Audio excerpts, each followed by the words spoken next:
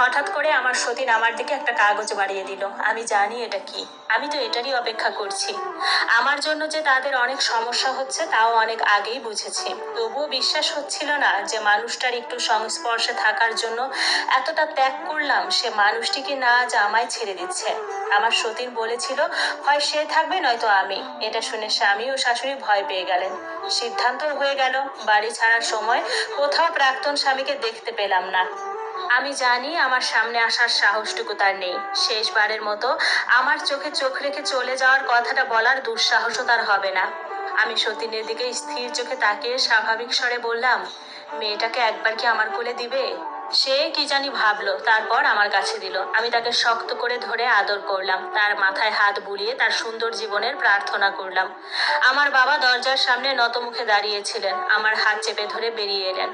বাবা জানালেন চাইলে তিনি সবটার জন্য মামলা করবেন। আমি বারণ করলাম, যার মনে আমি নেই তার ঘরে ওঠারও কোনো প্রয়োজন নেই। আমার অনুপস্থিতিতে তারা ভালো থাকলে তো তবে তাই থাকুক। স্বার্থে আঘাত লাগলে যারা পরিবর্তন হয়ে যায় তাদের সাথে জীবন জুড়িয়ে বাকিটা দিনগুলো খারাপ করার কোনো মানে হয় না। ডিভোর্সের পর জীবন আরো অতিষ্ঠ হয়ে উঠল।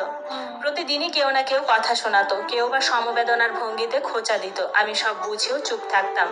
এই পুরোটা সময় আমার বাবা আমাকে সাহায্য করেছেন। যে আমায় কষ্ট দিত তার প্রতিবাদ করতেন। বাবা বুঝাতেন, দেখো মা, সমাজ আমাদেরকে খাওয়ায় না, 3 বেলা না খেয়ে থাকলে কেউ খোঁজও নিবে না। তুমি এদের কথায় ভেঙে পড়ো না। সৃষ্টিকর্তার দয়ায় আমি তোমাকে খাওয়াচ্ছি, আমারই সন্তান তুমি, আর কারো কথা কানে নিও না।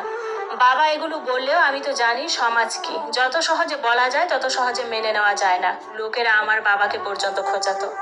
একই সমাজে থেকে কিভাবে লোকেদের কথা এড়িয়ে চলা যায়। আমার বিয়ের প্রস্তাব আসতে লাগলো। যাদের স্ত্রী সন্তান রেখে মারা গেছে বা ডিভোর্স হয়ে গেছে এমন, তারা বন্ধ্যা জেনেই আসতো এবং তাদেরও প্রয়োজন ছিল বাচ্চা হবে না এমন মহিলার। আমি বিয়েতে রাজি ছিলাম না, নতুন করে জীবন শুরু করার ইচ্ছেও আমার ছিল না।